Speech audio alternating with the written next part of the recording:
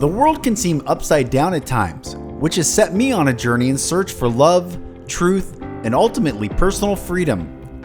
I'm on a mission to help people find peace and healing so that each of us as individuals and ultimately the collective can be free from whatever keeps us stuck and skews our view of just how beautiful this life can be.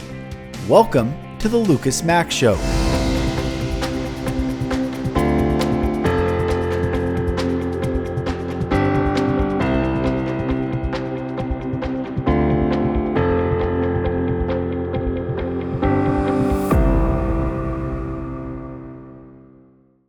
Hello, brothers and sisters, and welcome back to another episode of the Lucas Mack Show. I am Lucas Mack.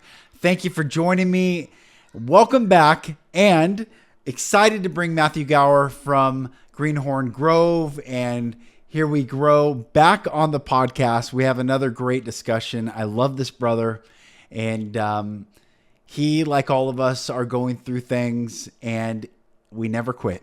Never stop, dear brother and sister. Stay in love, stay in presence, stay in truth, and keep your eye on the vision that you have for your life. Despite all obstacles, if you hold on to your vision, you will have hope. And when you have hope, you will have a healthy heart. And when you have a healthy heart, you can go out and impact culture. And we talk about these things in this episode. So brother and sister, enjoy. Well, brothers and sisters, like I said, I'm pumped to have Matthew back on the podcast for round two. Brother, it's nice to have you on. How you doing? I'm really good. It's really great to be here. It's really good to see you again. You know, I really think of you as a friend. So it's like, I'm just reconnecting with an old friend. Same, brother. Same. And our first episode was awesome. I mean, you got tons of comments I get to see. We collaborated on that YouTube, and man, you're inspiring a lot of people, brother. And that's what's so cool. That's the most rewarding part about being on social media is some of the comments you get from people where they're just thanking you and they're so grateful. And it's like, I didn't even know this person and I was able to help them. It's like really special. Just for people that are seeing you for the first time or meeting you for the first time, why don't you give a little bit of your background again of how you even got into homesteading? Because I think the story is really cool, from club promoter to seed promoter. You know? Yeah, for sure. Well, I mean, I was in nightclub business. I was living in Charlotte, North Carolina. And then, you know, when the lockdowns happened, you know, they shut down your whole life, your whole world. Yeah. And, you know, it's like especially in the nightclub industry, you're the first to close and the last to open. So I spent a lot of nights sitting on a back porch, just thinking about the world and life. And then I decided to do something with my time. You need a hobby during that time. So I started a garden, and it started everything. That started everything. And so now I've moved to South Carolina. I've been down here for 5 years. After I started the homestead, I started a social media, and for the first couple of years that grew to about 25,000. And I thought that was amazing. And then almost overnight, it just blew up. And now I'm at like 1.95 million total. That is amazing. That's amazing. Well, I was talking to someone just yesterday. They had reached out because I was on the Homesteaders of America podcast, and this really cool guy, Taylor, reached out to me, and he was talking about starting up victory gardens across the U.S. again. And he has this nonprofit he's kicking off, and they're really cool. And I'm going to connect you guys, but we're just talking about the feeling that people get when you see a seed sprout. Like you plant the seed, you water, all of a sudden this you can almost feel the life force energy flowing from these sprouts become plants. What was it like for you when you did that garden? What was the aha, or how did you feel about it? It was a tomato. A tomato was the aha. So I grew everything. First off, everything was growing wrong. I had these like 3-gallon cloth bags. And so I put 3 tomato plants in there because I was like, they're small, they'll fit. I didn't know any better. And sure. So these 3 plants are just root bound to each other in a space that's way too small. And then I overwatered them. I was watering them like 3 times a day. I'm like, it's hot out. They have to be thirsty. So I'll just keep watering them. And I just gave them all root rot. But sure enough, after some time, some tomatoes did grow. And I got this one. It was finally ripe and ready. And I took it in the kitchen. I sliced it open and put some salt on it. And I had it. And it was just, I don't even know if it was just in my head, but it was the most delicious tomato I'd ever had in my life. Yeah, for sure. Yeah. And it was like light bulb, and it was like, I want to do more of this. This is amazing. I just created something and now it's aiding my life. Like that's It's amazing. And now you're able to help others aid theirs, which is amazing. yeah. Yeah. I think we talked about this on the first episode, but I was talking about this with this guy Taylor yesterday about when I dried these cantaloupe seeds out last year and planted them, and it turned into Jumanji in the backyard. I mean, it was just unbelievable. And instead of cantaloupes that were growing, it ended up being honeydew, and it had little flecks of the cantaloupe on the rind on the outside, but everything was honeydew. And I was saying organic intelligence will always supersede artificial intelligence. There is something about putting a seed into the earth and all of a sudden this explosion of life, and Yeah. that that joy and that grounded peace so many people are jumping on. But as an encouragement, if you have yet to plant something, wait no longer and follow Matthew's content, because that's what's so beautiful, is it's so inspiring. Yeah. And we're just starting the growing season. So today I actually did something really cool. So my charity, Here We Grow, we do a lot of work. So we've been up in Western North Carolina. This is actually really cool too. We're about to break ground this next week on a house we're building to replace somebody who lost their house in the storm. We had the biggest problem. We had all kinds of septic permits to get and easements to get. We had to get like 17 neighbors on board. We're part of the Better Together Coalition. It's a Christian coalition of charities that are working together that built this volunteer camp that houses 150 people. We Wow. put the water station in there. It cost like $50,000. That was part of Operation Shelter. And we've just been doing some really good work up there. And I can't take credit for it because the Better Together Coalition, we're part of it. You know, Yeah. we're part of Yeah. something that's so much bigger than us. And I feel blessed and lucky to be part of that because they've allowed us to take the donations we received and make them so much more viable, so much more productive, Mm. and help so many more people because they're literally rebuilding over 300 houses up there. I think they're past 300 now. Wow. So yeah, From the flooding that took place and the yeah, hurricane a couple in years ago. Western Yeah. North Carolina, yeah. Yeah, man. And so Here We Grow is doing the other side of things, which is we're growing a 1 acre homestead right here on my property. And so today I just tilled out 8 lanes. They're like 75 feet long a piece. So it's like 500 feet of market garden just that I'm going to be planting out there. And and I'm doing it alone. It's just me. So it's like, hopefully I get some volunteers in, but like as of right now, the plan is if it needs to get done, I'm going to do it. Wow. Yeah. So we're gonna try to grow thousands and thousands of pounds of food to feed the homeless and feed the people in nursing homes in Lee County. And if we can give some of the food system or the school system, if they can use it, yes. The daycares, absolutely. You know, Wow. we want to just give it out. Food banks at the churches, give it out as many people as need to. And we're going to set up a roadside stand that says, "Take what you want, give what you can." Hmm. Dude, that's beautiful. You Uh, know.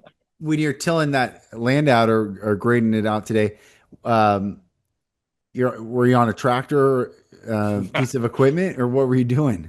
No, I have a 1953 Ford Golden Jubilee tractor. I think you've seen it on Wow. social. Dude, Yeah, yes, that's right. That's right. Yeah. yeah. So I have a crazy cool tractor, but it's down right now, and we're replacing things. So it's like one of those old ones. So it Yeah. has the points are worn out because the key got left on. So we're replacing it with the other ignition system, so it doesn't need it. So I'm waiting for my mechanic friend to help me because it's Yeah. I'm not gonna screw up the tractor. Right. Well, how were you able to do that today? Was that all by? Rototiller. Wow. Wow. Just hand pushing a rototiller down rows and rows. Just beast mode. Just Yeah. beast mode. That's Yep. great. And then had to put compost on all of them, put straw on them too. So that's what we're working on. Wow. Do you ever just sit and kind of marvel at how God or how life brought you to this place that you're tilling ground today by hand with a machine? Like, what a fascinating journey, and here you are helping so many people. I mean, do you ever reflect on that? I try to. Yeah. It's hard. It's hard to see the big picture of things, because we don't see the whole thing. Yeah. And like I've been going through some hard times lately, Yeah. and there's a divorce happening, Yeah. and I could lose this place. So Mm, it's a definitely a possibility that I lose this place in the divorce and I have to leave it. And I've spent 5 years building it up. mm, And it's at times like that you could question, well, whose plan is this and why is it so good for me? mm, But the only thing I can do is hope and pray for the best that I can find some way to save this place mm. and then go ahead and make the most of it while the time I have. And Yeah. so we're going to grow as much food for, and I say we're by like me and my community of social media because it is literally just me and a dog here. Yeah. And the dog, let me tell you, my dog is a lovely dog, but she is a terrible farmer. She just, she's, she can dig a hole, but she's never planted anything. That's But, hilarious. so she's great company though. So it's nice to have her. Yeah. But yeah, Yeah. so we're gonna make the most of it. I'm gonna grow as much food as I can. I'm gonna do as much good as I can, and I'm gonna take that and then I'm just gonna see what happens. Mm, You know, I'm just gonna put as much good as I can out in the universe and see what comes back. And if all that comes back is I have to build another homestead, how lucky am I? I get to build another homestead. yeah. Yeah. And that's just how you have to look at it. That's the only way I can look at it and keep my spirit right. When do you remember the first time you heard the term homestead in this modern sense? Like when did you learn God, about the movement? so it would be back when I was living in Charlotte. Hmm.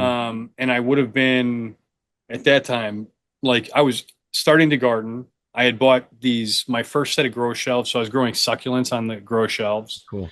and I was just obsessed with plants. And so I was going on YouTube and watching hours of YouTube. And in one of those, I'm sure, and I was watching videos on raising cattle. Like I was going to raise cattle. Like even I knew that was a bad idea in my amateur state. Like even I was like, that's going to get you killed. So Yeah. Yeah. I Yeah. was like, let's hold off on that one. Maybe we can meet somebody who can teach us about Right. cattle. Right. But but like I went on YouTube and I learned about homesteading, and that's the first place I heard it. And Mm, so the concept just clicked. All the different things I was interested in, the keeping of chickens and the food and the self sufficiency and the yeah. you know being required to take care of yourself. Which I'll speak about this: that being required to take care of yourself is the biggest part of homesteading and the biggest benefit. Mm. Like in what way? Well, like there's so much stuff. This is 25 acres. Stuff breaks all the time. Stuff has to get fixed. Buildings wear out. Storms come through and knock metal plates off roof. Mm, You have to fix things, and you can't always call. If I called somebody, and there's nobody I can call to be like, I want to build raised garden beds. I'm not going to spend $1,600 for yeah. some, you know, general contractor or handyman to build me raised beds. I'm just going to build them myself. So you have to do it. Right. You have to figure it out. And when you're in the middle of summer and the crops are full and the weeds are going crazy, you have to figure it out. Nobody's coming to save you. Hmm. So it builds a resiliency in you. Yeah. One of the things I was curious about just how you view learning because you're constantly learning and what an interesting I don't know how many people are actively learning in their lives. There's so many people that get stuck in ruts and routine and it's monotonous and they just drive the same route to work every day and do the same thing and clock in, clock out. And then there's this whole other really full human experience with earth and the land and homesteading. And I'm sure you're learning something every day. And what's that like? It's it keeps you young. I mean, so I actually am really into that concept because I spent a lot of time looking into like permaculture and learning all the different parts of permaculture and then looking into that led to like blue zones and finding out about blue zones and then finding out that people in blue zones or people that live longer generally spend their life constantly learning. What is a blue zone? Oh, a blue zone. Well, I think they've been debunked now. But there Oh, was a time, it turned out that it wasn't true, but it was these areas in the world where people live to be older. And so they went and studied the areas to find out why exactly are people living to be older in these areas. And they found that they were generally smaller locations with Mediterranean diets. They spent their time walking. It was hilly, low impact, but high exercise. yeah. And I don't know if this is true, but I heard that it was debunked because it turned out that those areas had higher levels of like welfare fraud. So, but I don't know if that's true. I don't know if it's true at all, but that's what I heard about it like just Huh. recently. Someone probably tried to debunk it because it sounds too good and someone was jealous about people living in those areas, it's I, probably, s- it still just makes sense to me. yeah, I mean, yeah, I'm in the best shape of my life just from walking around a farm all day. right, right. I barely go to the gym anymore, and I'm still, 195 pounds with a 32-inch waist. Yeah, yeah, You know, yeah. Tilling land like a beast. It's yeah, awesome.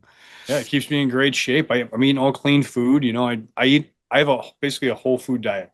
Wow. So I try to stay away from ultra processed anything, and I just, if it comes out of the ground, if it comes out of an animal, if it comes, it's probably something I'm going to use. I just want ingredients. I don't want preservatives. Mm, that's cool.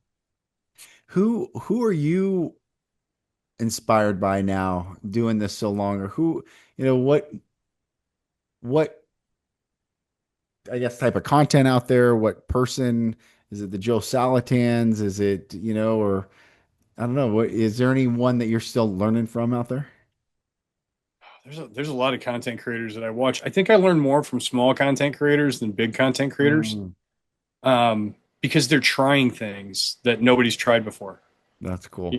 And I think that I learn more. I love watching small content creators, and I get messages sometimes from these. I'll follow them, and they're like, I get messages from them, they're like, I have 171 followers, and you just followed me, and I'm like, yeah, I saw this piece of content you made about lavender. I thought it was great, like, That's cool. um, and I learned something from it, so I followed them. I think I learn more from those accounts because Mm, they're not, you get to be my level of social media, and it's like you're paying so much attention to the niche that it's hard not to imitate what's going on out there. yeah. Even if you're not doing it consciously, it's like all that stuff seeps in here, and that's where my ideas come from. But small content creators, they're not doing that. They're not Mm, studying content the way I am. So they're just much more genuine and authentic about it. And I like to try to watch them because I like to try to remind myself what I'm supposed to be doing. I'm yeah. supposed to be keeping it real, talking about things I love and not trying to find what content is going to go viral. No, I should be talking. If I want to talk about the history of the tomato, I'm going to talk about the history of the tomato. Yeah. That's amazing. How is how's your relationship with God developed, evolved, and changed through this journey? It's been really hard for me. I Mm, haven't seen my kids in 6 months, mm, and so it's really made me question things a lot. And I went through a dark time there, yeah. and I didn't lose faith, but I was starting to believe he'd lost faith in me. Mm, That's what I was feeling. mm, And when you're going through a divorce and you're going through a hard time, it's so easy to turn into that darkness, mm. because it's just there all the time. That Yeah. darkness is there, just bidding you to come into it. Yeah. Yeah. Like, hey, I'm right here. It's warm in here. Come on in. It's safe. You can feel as angry as you want because I know you're angry. Yeah. And I am. I'm angry. I'm angry about things that I think Yeah. are unfair. But Yeah. you can't fight that darkness by letting it become you. Yeah. The only way to Right. do it is with the light. And That's right. so the only way to the light's through God. That's And right. so that's where I've had to go. And um, it's difficult to go to church and see all the happy kids and the happy families. Mm, My church has a lot of happy families and happy kids and beautiful people and friends of mine, but it's difficult to go there and yeah. see that where it's a place I used to go with my kids and my family. Yeah. Yeah. Yeah. That makes sense. That makes sense. And yet we could cover those tomatoes with a bucket and never let it see the sunlight and it would die. Yeah. And Yeah, you're right. so that's I was thinking about this, but the very existence of the Bible is duality. Like in the beginning, God created the heaven and the earth. Okay, so there's two. And God saw the light that it was good. Well, what's the opposite of good? Bad. God divided the light from the darkness. So everything is duality in this Yeah. time and space that we're in. And sometimes I get exhausted of the duality. Like I was talking to some people the other day about the law of one and this whole concept of that God is one. Even the Shema, Jesus, when they asked Jesus, what's the greatest commandment? And he said, Hear, O Israel, the Lord our God is one. And you shall love the Lord thy God with all thy heart, soul, mind, and strength. That's the Shema that in God commanded Moses to put that in the front lips of their eyes and to recite that. And it's a really interesting concept, this concept of oneness. And the world maybe calls it unity, but that's unity is different than oneness. Unity is many coming together, but oneness is inseparableness. It cannot be that which cannot be separated from itself because it is one. Yeah. And the more I study the natural law, the more I study nature, the more I study God, the more I study all these different methodologies and different paths outside of the Christian path and inside, reading the Bible and all these things. Sometimes I'm like, man, I'm so tired of the duality.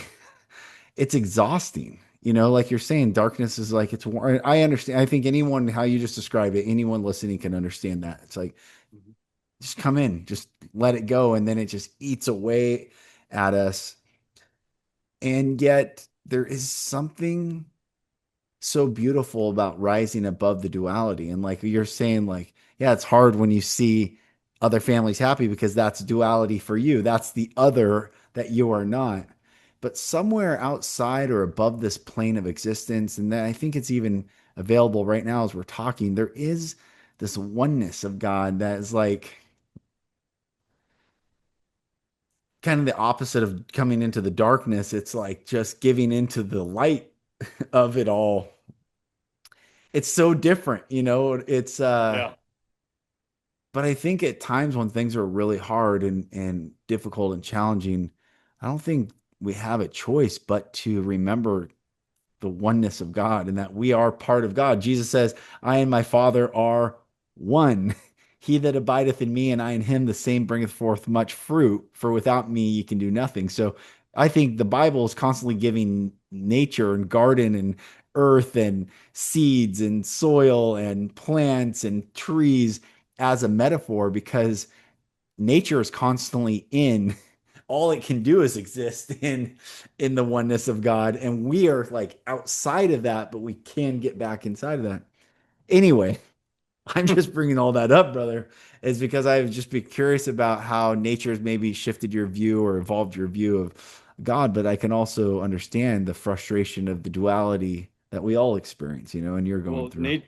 nature, God is everywhere in nature. It just Yeah. can't be a coincidence. I mean, and it was my studies of art that first led me to this conclusion. So I have my bachelor's degree in fine arts, Hmm. and one of the things we study is the golden ratio, Yeah. and you learn about this perfect ratio and how it's everywhere in nature, and you can find it all over the place. Yeah. And it's like that can't be a coincidence. Once you start seeing it, you can't unsee it, and it Hmm. can't be an accident. It's like Right. you have to believe that there's a hierarching system. Like there's an architect that Yeah. put his stamp and his thumbprint on everything he did. He said, "I'm going to make this the most perfect thing. Yeah. It gives me I'm going to chills. make it. Yeah. I'm going to put it everywhere. This is my because you see it. Architects will do that. Frank Lloyd Wright, he would put the windows to the top of the ceiling or Hmm. create the furniture in a certain style with the straight backs and the hard edges. It's like they have their stamp they put on things. Every artist does. Yeah. And so, the world is the greatest work of art of all time. Yes. And Yes. so it's like if that's the greatest work of art, then that's the greatest artist, and you can't disbelieve it because you see it all over the place. So when it comes to Yeah. nature, everything in nature follows the system and it all helps each other. It all works symbiotically. And you may think, well, we got predators that, they predate on these poor prey. Well, that's all part of the system. Yep. Yep. That's right. That's fascinating. So, What about you talked about the weeds. I feel like there's got to be some I don't know if God will ever explain it, but like every plant has its purpose. We just yeah. haven't figured out the purpose maybe of all plants because really is there any such thing as a weed? But I also understand the disruption of when we're trying to Well, grow. yes, so many of the weeds aren't, we call them weeds, but they're Right. dandelions are great food. There's Yeah. there's tons of like plants out there that you can make soups out of, and like medicinal mushrooms, and there's like Yeah. all kinds of herbs that you can use. Like the weeds have plenty of properties, and I don't think we haven't figured it out. I think we've forgotten it. Yeah, that's right. I think You know? so. I think so. I had we stopped spraying I don't know, 4 or 5 years ago. I stopped spraying our yard. So we have all sorts of things growing. Actually some beautiful flowers grow in our front yard, but I have dandelions everywhere, and I pick them and I eat them. We'll put salad dressing on them, and or we'll mix them in. When I did just a bowl of dandelion greens the other day, and I mean I ate them fine. They were a little bitter, but Yeah, I they started are. having hiccups, so it was like heavy on my system. I was like, okay, this is a lot, but it was just so cool that that's food right there, and there's a whole industry poisoning that food that helps our body. And um, I You don't want a know, really man. cool one? What's that? You want a cool one for your yard? Yeah, Chamomile. Grow some chamomile. It's self-seeding. It'll fill back in year after year. You don't need to worry really? about it. It has these beautiful bouquets of white flowers, and you can get this thing to harvest the chamomile and make tea out of it. It's Really? Oh, fantastic. that's Yeah, awesome.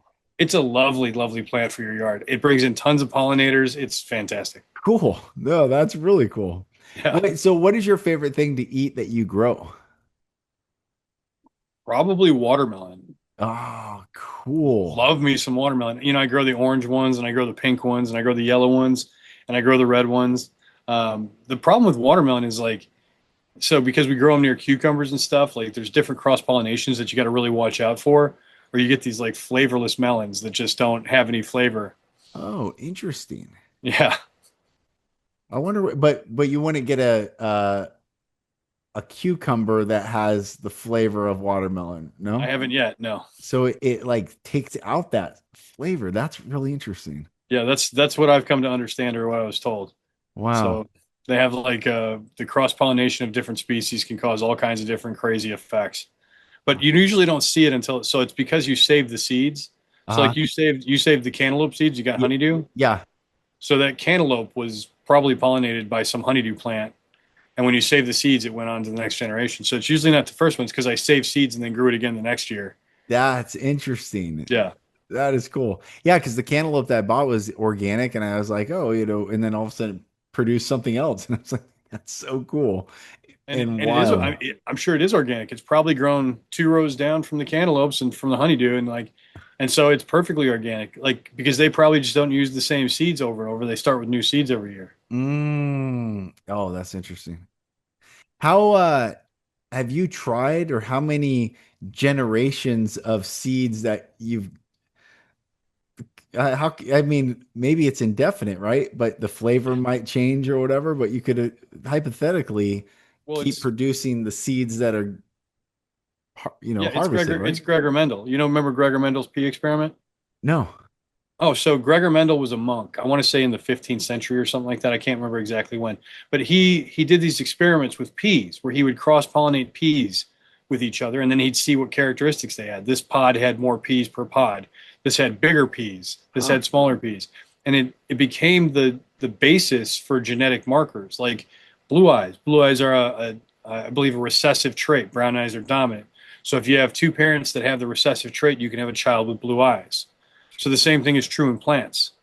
So if you're trying to grow a plant that produces more food, and you have one that produces food, a lot of food, and one that does too, you can put those together, and they might produce some that don't produce hardly any at all. Oh, interesting. Yeah, because it may be a recessive gene that comes out. Huh. So you can do your best, like, but you're always playing at the hand of nature. I gotta grab this. So I was talking to someone, in Genesis is fascinating. Used to teach this a lot in Bible study, but I think the first book of the Bible is about genetics. It's the genetic code of all that exists, and that's why it's called Genesis. It's really a genetic code.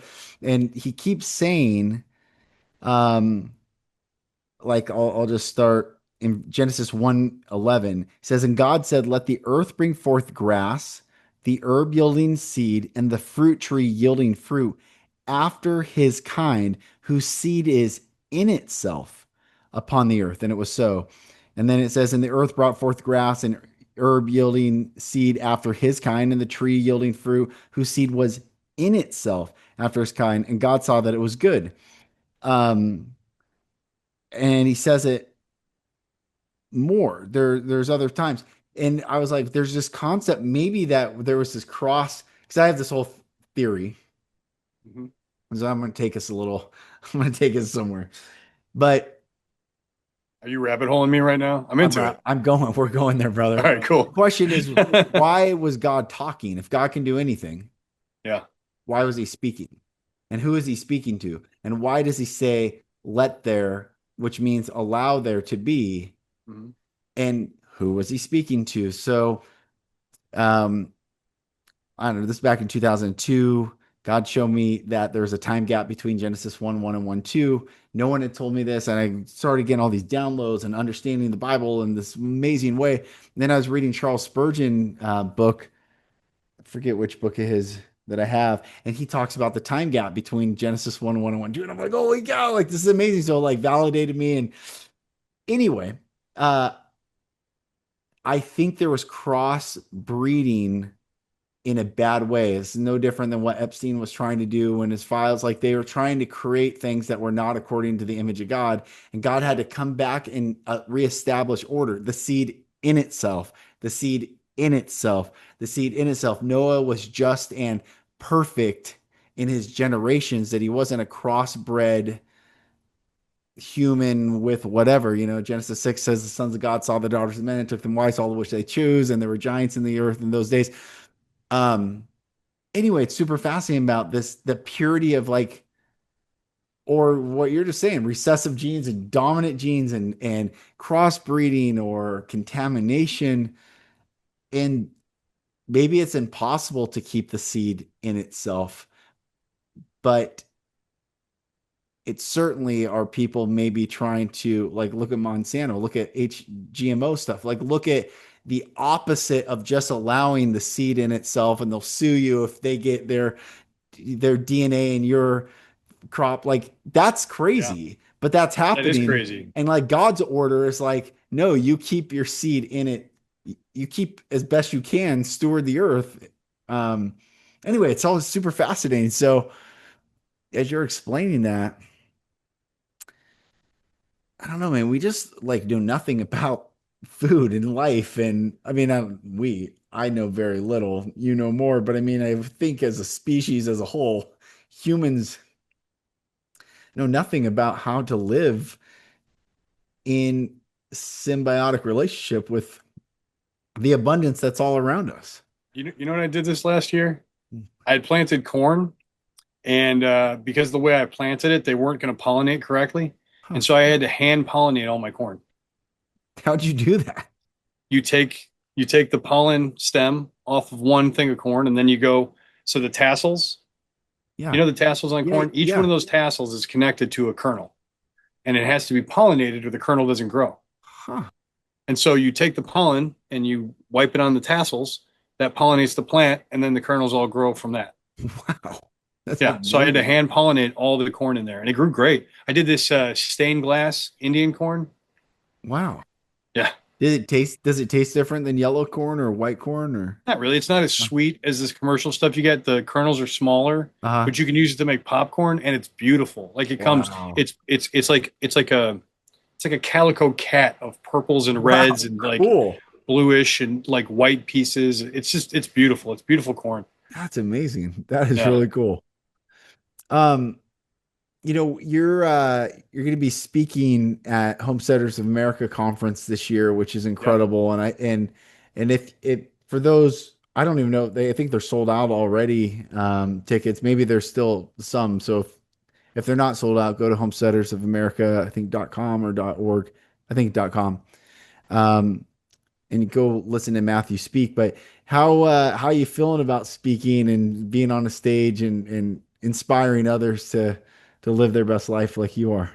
Well, great. I mean, so I'm doing a joint speech with Sean Hendricks. Oh, cool. And so he was big with Operation Shelter. He's real big on Twitter and raised $300,000 for Western North Carolina. That's how we paired up with my charity so Wow. that he wasn't going to end up getting bit for the taxes on that. I was like, we'll take the donations under the charity. and then the charity can disperse them, and we can keep everything above board with 990s and all that stuff. Yeah. Anyway, so we're doing the speech together. Sean's on the board of directors of the charity. He's a good friend, and I'm actually on the board of directors of another charity with his wife Mona too, which is Cool. My Family's Farm, which is a super cool charity.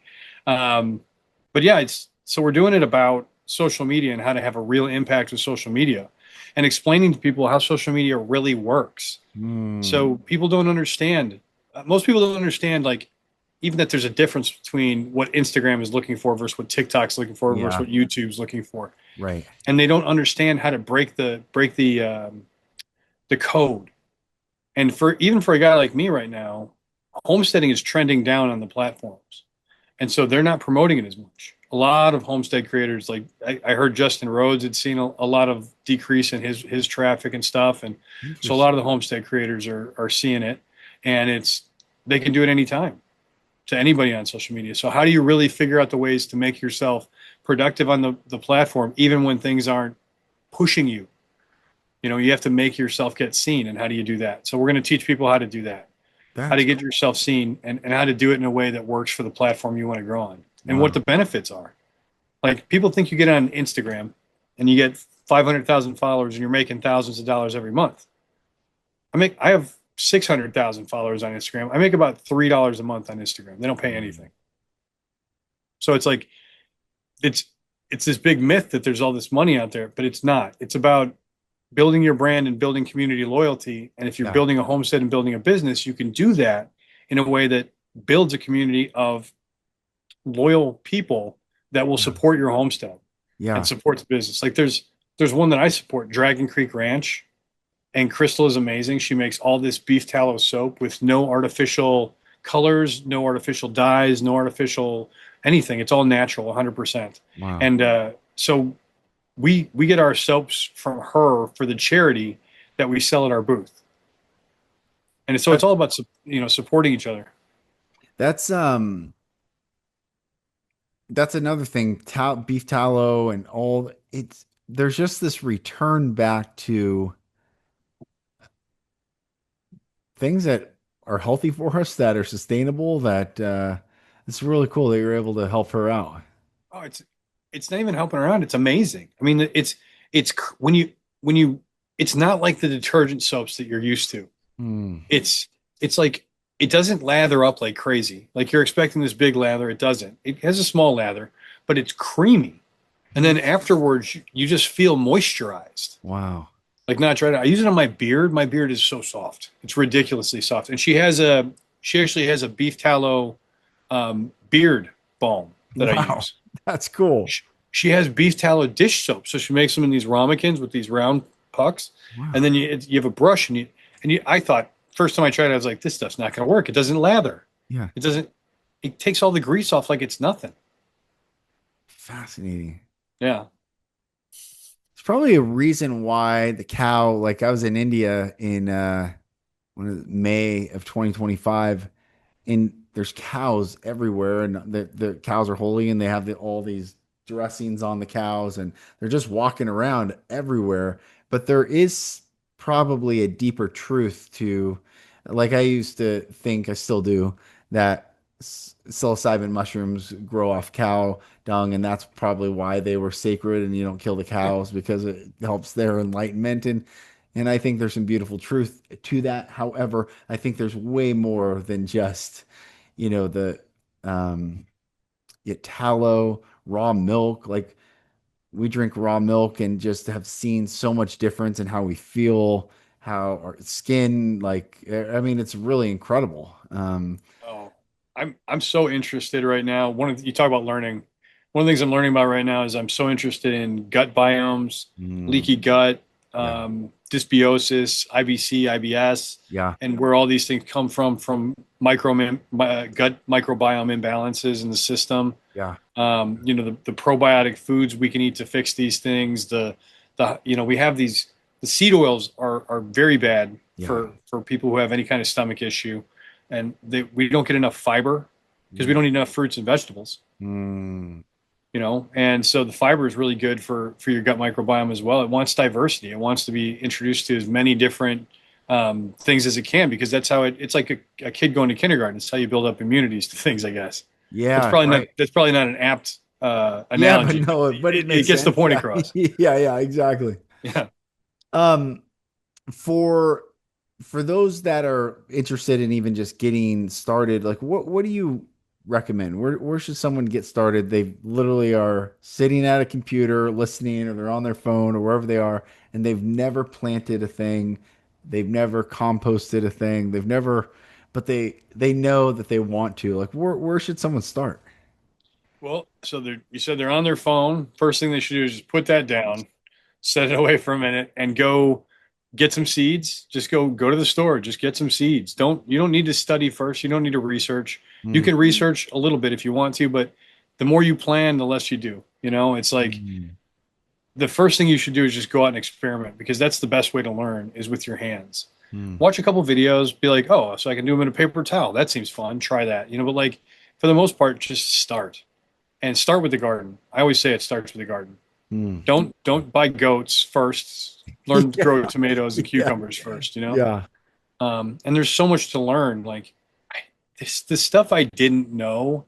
Mm. Like I didn't know determinate versus indeterminate tomatoes. I didn't know there were bush cucumbers versus vine cucumbers. I didn't know Mm. any of that stuff. I didn't know what okra was. That was a big Oh, surprise. I love fried okra. Man, that is Oh good. man, have you grown okra? No. Uh-uh. Oh my God, it's so one plant and you will have all the okra you need. Really? Like, Okay. yeah, Cool. get some Clemson okra, and then maybe one, two plants. But you have to. Here's the trick. So it'll come out, it'll grow up, and it comes out constantly. You're just constantly harvesting this thing, and you have to get it before it gets too long in the vine, because they get woody. So you want to get it Oh, while it's interesting. still Okay. tender. Okay, So you cool. have to harvest it like constantly. Like I'm telling you, pretty much every day I went to the garden, I was like, another okra. Like I don't know where it grows these things from, but they're just Wow. constant. That's amazing. Yeah, I love okra. I love the seeds and I used to get I mean, I've eaten non-fried okra and I'd get it frozen and then I just cook them up and man, the seeds have like a coating to them or like some gelatin. I don't know what it is, but I like the texture of it. It's That's great. Oh man. You should try freeze drying some. See how that works out for Oh, you. that's a good idea. Yeah, yeah. Because it makes them like nice and crispy like chips. Oh, That could that be a good snack. Maybe put some like garlic powder on them and then just freeze dry them. dude, that's a My buddy great idea. Brandon, he runs a freeze drying channel and he's always doing like tasty stuff like that. I'm like, that looks delicious. That's cool. What are you most looking forward to here coming up? I mean, besides speaking at Homesteaders America, that's out a ways in October, but what else is going on? So the charity I'm on the board of directors of, My Family's Farm, it's down in Texas. Hmm. And it's we've been having Kendall Montgomery is the one who runs the charity, and she is just I can't even tell you. She has willed this together. And what My Family's Farm does is it creates a farm where kids who've aged out of the foster systems can live and learn the skills they need to survive in the real world. And they Wow. get, yeah, it's amazing. And they live in tiny homes. They're responsible for doing work and chores on the farm, Yeah. but it's not called Level House or Salvation Camp. It's called My Family's Farm, because when somebody asks, "Hey, where do you live?" "Oh, I live on my family's farm." Hmm. Because it's a home. Because and right now they just do girls. They only have girls at the farm in Texas, but Yeah. the girls there, they have a home and they have a family and they have a Wow. place to come back to if they need to. Wow. The idea is to get them to leave the nest and to go be successful, and give them the skills and tools they need to do that. Yeah. It's a strong Christian organization as well. Kendall is really guided in the light, and so I'm looking forward to being part of that, That's because cool. um, it's it's such a good thing that we're doing, and I get to be part of it, and I get to take place, and um, I'm very called to what's going on there. Hmm. That's cool, brother. I'm excited for you. God is blessing you with a platform to make a lot of impact in people's lives. And even though, you're going through your own journey, I don't think anyone without a but God story really is sustainable in the long term to help people. I think you're going to have a great but God moment. And I tell everyone needs a but God. I was this, but God. And when I'm God, telling you, we've talked about a lot of things, and we've talked about my faith and how shook it's been and how hard it's been to follow through with that. But the the one true thing is that the reason I'm looking forward to doing things with my family farm, the reason I'm looking forward to doing things with my charity, Here We Grow, and to helping people online is because it's the one thing that gives me a purpose that's greater than my own Mm, sadness. It's like yeah. doing good for others gives me, I don't have time to dwell and feel sorry for myself. Yeah. Yeah. I Yeah. can take time to heal and grieve, but I don't have to feel sorry for myself to grieve. Right. Right. I can still be strong and I can still be proud and I Mm, can still be humble about all of it. that's And right. just, the most important thing I think to remember is that this was a relationship in a family that was built on love. And it'd be really easy for me to turn that into hate and be hateful. Mm, yeah. But I don't want to. I don't want to soil that. It was a good time in my life. I had 6 years with my boys. I raised them. I was with them every day. I potty trained them. I taught them how to dress. I took them clothes shopping. I took them to their doctor's appointments and dentist appointments. And that's a blessing. Every moment of that was a blessing. Yeah. So do I want to look back on that with hate? No, no, No, I can't do that. right. So I just have to keep loving it. And the only way to do that for me is by doing good for others because it's like I told you, like I was worried that God had lost faith in me. And so it makes me want to do more to Mm, remember, you know, he will always love us, yeah. but it's like, what was it, Saul, where he was talking to Saul and Saul was going to sacrifice all the spoils of the city they'd taken. And God had said, I told you not to take anything. Yeah. Yeah. And Saul lost his favor. And it's like, I think about that. And Mm, I think about like, did I let myself get so far into my darkness and my sadness and my grief and my anger and my mm, feeling of injustice that I lost God's favor for a minute? He didn't stop loving me. mm, He just stopped helping me mm, and said, it's time for you to help yourself now, bud. Go figure it out. I'll be here. It's mm. your job. It's your job to figure it out right now because you're not making good choices and you're not thinking good thoughts. Yeah. Yeah.